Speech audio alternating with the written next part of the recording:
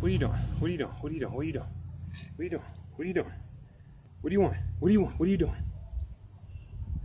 It's big. I'm not a flower, bro. I'm not a flower. I'm not a flower. Anyways.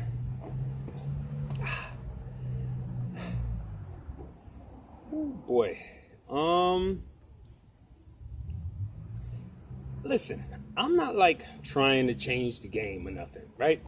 I'm not, okay? It's just can you, what is it? What, you want to be in the video?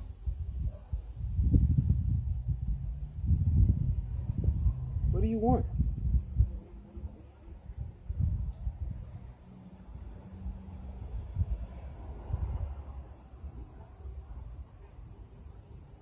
What do you want? Not you, fly. Not you, get out of here. Now you over there. Anyways, yeah, this video is about bees. Anyways, and like I was saying, I'm not trying to change the game or anything, but I just want to lay some perspective here on the subject, and I don't care. Y'all take it wherever y'all want to take it. Okay? A lot of people have questions. Okay? They ask about honey. Okay? And is honey vegan or is honey not vegan? If I'm vegan, should I use honey or should I not use honey? Let me explain this. Let me just put everything all out there just so you can make your conscious, moral, ethical decision on whether or not it's a good idea for you to continue consuming honey. All right, check it out. Honey. The first thing we have to understand is how it's made, okay? That's one aspect. Two, we need to understand what veganism is, or what being a vegan is, and what that means that you have to stand for, and how that correlates to our relationship with the bees and or the animals, okay? I used to be a beekeeper. We kept bees for about 1 year. When the winter came, the bears came, you know, so that whole thing about the bears tearing the thing apart and the honey, yeah, that's real life. The bears, they literally will take your beehive and they will disintegrate it into splinters to get that honey. And that's what happened the first year. But the thing is, a lot of people, and I gotta tell you something, man. From my videos that I tell y'all every time I make a video, this is from experience, okay? I'm not gonna go and try and tell you something that I haven't had experience with, okay? And I've had experience keeping bees, and I had to understand them. I had to understand the queen. I had to understand the brood. I had to understand the timing of their honey, how much honey they're making, when to bother the bees, when not to bother the bees, what time of the season to feed the bees because there's not enough flowering or nectaring out there, and there's a whole lot that goes into bees, okay? And let me just try and paint a whole entire picture here so you guys can take it, you know what I mean, and y'all can apply it to being vegan. Now, being vegan, as far as I'm concerned, means you're not going to harm an animal or any animal or living thing for your own pleasure and or consumption, okay? So, when I look at bees, it goes like this, okay? What people don't understand about bees is a bee, okay? A bee goes out, finds a flower with nectar in it, okay? What the bee does is the bee takes this nectar and it puts it in its stomach. But the bee doesn't put it in its regular stomach. The bee puts it in a compartment to the side of that stomach called the honey stomach, okay? And the bee flies that nectar, because it's called the honey stomach, but it's not honey yet.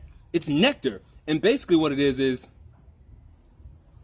it's sugar water from a goddamn flower. They just took some sugar water from Earth. It's sugar water, okay? They fly it all the way back. When they fly it back there, okay, they take that from the honey stomach, and they dump it into one of the little hexagonal, storage units there. And they just keep dumping it in there.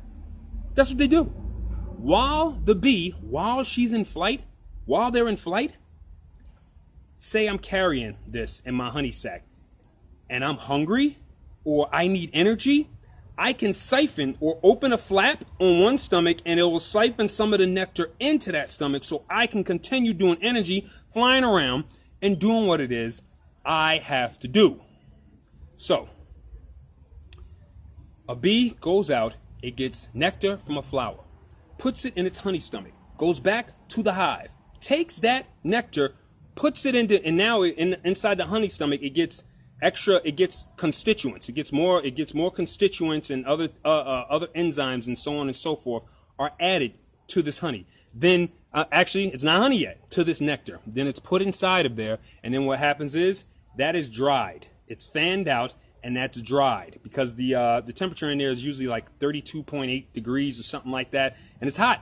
And basically, through time, what happens is, the moisture and or water evaporates till it just leaves, just like maple syrup or molasses, it leaves the sticky, gooey honey that is left. Okay, now, some people want to go, well, it wasn't the bee's stomach, and then like, isn't that like bee puke, and this, that, and there, it's like, okay, it wasn't the bee's honey stomach. Yeah, the bee did have to regurgitate it. Yeah, the bee did have to like regurgitate it out into the thing. So yes, yeah, I guess you would have to say, yes, it's bee vomit, but if you look at the simplicity of it, it's sugar. It's the bee took liquid sugar from over there and it transferred it over here. If you want to look at it like vomit, you can, but it's not. Because if it wanted to be vomit or whatever, then it would come from the regular stomach, which is digestion, all this crap or whatever, which it's not only going to be digestion sugar, which is all the bees eat. I'm saying so, but it's in its purest form. The bee is perfect. Its stomach and its body is perfect. Has anybody ever heard about bees? Bees are spreading around a parasite virus. No, bees perfect. And their entire system in their inner workings is perfect. If you were to open up the bee's stomach and you were to take this liquid and put it in a lab, it would be pristine. It would have nothing in it, nothing wrong with it. So when it comes down to it, you're eating a very, very thick, golden crystalline form of an elixir that was created by the bees, and it gets that golden color because they take that and they mix it and they do different things with the different pollen and the different trees and everything that's around. Otherwise, it would be crystal clear. But they do a thing called they make bread honey. They'll make bread honey for the larvae. What's bread honey? Bread honey is a mixture of the honey and the pollen together. And in the book I read, they said, yes, they must make this bread honey and mix it together because the bees need adequate protein so that they can cut.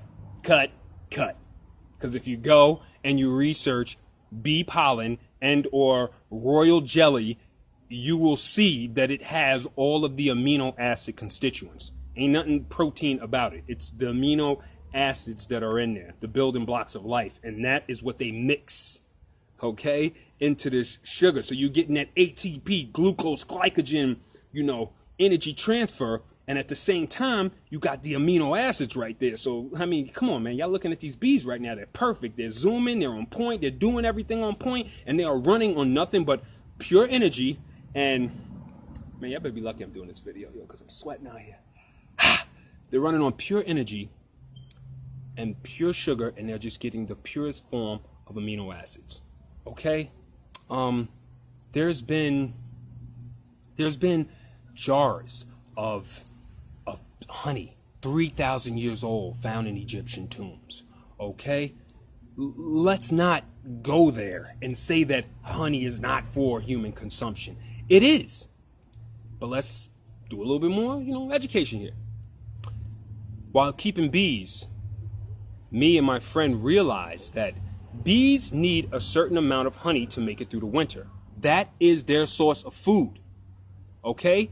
They just need the honey to make it through the winter. Okay? Any other time, they're fine. Because like I just told you, they always have a belly full of nectar, or while the season and they're flying around, or they have that honey storage. So if they're in the season and they're flying around, they're doing what they got to do, they have plenty of honey, they got plenty of nectar, they got plenty of energy. It's during the off season because a lot of people don't understand bees. I don't know if you guys think they hibernate or something like that, but they don't. What happens is they go inside, they huddle around each other all together, and they stay as warm as they possibly can. And they use the honey that they have collected throughout the entire season. They basically use that as their storage. So if you're going to worry about the bees, you don't worry about taking their honey. Don't watch a video of a factory that, produces honey in some big, huge thing. That is where things go wrong on an industrial level. Okay, if you want to say something's wrong with honey, then go to the guys that are using chemicals. They're spraying the hives. They're killing the bees. The factories that, have automated system with hives and broods where they just pull it through and then they scrape the bees off and they do all that. Those are the individuals that on a negative level, it's not fine-tuned. It's not done the right way. The way it's really supposed to be done is it's supposed to be done raw. You're not supposed to have to heat anything. You're not supposed to have to filter anything. You should never have to bother the bees. You should never have to fumigate, spray the bees. You should never have to, do any kind of chemical anything with the bees. And, if you're a vegan and you're a vegan person out there and you would like to use honey and you want to feel more morally ethical about it, become a beekeeper or find a farm or something nearby and ask them if they would mind if you would put your bees here on their property. Find somebody. I'm telling you right now, there are people out there that grow things. There are farmers. There are people that do agriculture that would appreciate it if somebody would just come there. They actually pay beekeepers. They pay them to bring their bees there and pollinate their crops and everything for a month or so. And then those people load up their bees and take them other places. This is a business. Okay? So if you feel like, you might be harming the bees by doing the thing, you're not harming the bees. The only time the bees are harmed is if it's in an industrial manufacture kind of manner, or if you have a person that is stealing so much honey from the bees that they can't make it through the winter. But if these individuals have a business and they're actually selling you honey, that means they're not taking all of the honey from the bees. That means their bees are making it through the winter. Okay? So the idea is just don't take, whoever it is you're getting your honey from shouldn't be taking more honey than the bees can survive with. And anybody that keeps bees is smart enough to know not to do that because you'll kill off your entire hive. If you kill off an entire beehive and it's dead and it's done, you have to either go find another hive that's swarming with a queen, and then you have to trap that or trap the queen inside, or you have to go online, you have to buy another queen, you have to take the queen and you have to introduce her in there, and then you have to hope to God that the hive accepts that queen. It's a lot of work. So the people that go into getting your honey, I'm pretty sure that they don't kill the bees. But like I said, the only unethical part about honey that I see is if you're killing the bees in the process, using chemicals on the bees, and or you aren't giving them or leaving them enough honey for the winter. That is the only discrepancy I can really see here with honey. You understand? Because when it comes down to it being bee puke or something like that, check this out, right? If a cow, okay? We like grass, right? We like grass, we like kale, we like lettuce. It's all the same shit. It's fiber and chlorophyll, okay? Green melanin. If a cow goes and chews up a bunch of grass, spits it over there, spits it over there. You know how it is nowadays. Somebody can go and do something on that and be like, man, the cow spit with the amino acids, it turns it into this, and man, these cow balls right here are really healthy. Of course, that's what we do.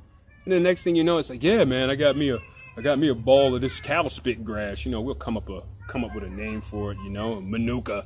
I got me some manuka. What's that? Yeah, it's some cow spit grass. Is that bad? Is it bad to eat, grass that a cow chewed up, and then he just spit it back out, and let it dry it in the sun, and it's got like a nice crisp, it's like, kale chips, kind of tastes like bacon. Would that be unvegan? Would it? Okay. You ever watch termites? You ever watch them make a mound? What do? They'll sit there and they'll take some dirt, right? Dirt and saliva. They'll put it all in their mouth, and then they take the dirt and they boom, and they build their mouth, build their mouth, build their mouth. And the sun bakes it, evaporates off all the saliva, and just leaves the dirt. If we start eating termite dirt, is that not vegan? Like, oh my God, you're not vegan. You're eating termite dirt. That's dirt puke. That's termite puke, right? Because the idea is, you're not chopping up the bee. You're not chopping up the bee's wings. Nobody's taking the bee's wings and cutting it off. Nobody's hanging bees up by their neck and going slicing their throats. Like, yeah, I can't wait to get some of this bee blood. Oh, I want the bee butt. Ooh, yeah, sprinkle some of them bee wings on my salad. Bee wings. Ooh, I want the eyes. Yeah, I hate the eyes. No, we're not carnivores, okay? And we need to stop holding ourselves to these ridiculous standards without doing any conscious thought or thinking outside.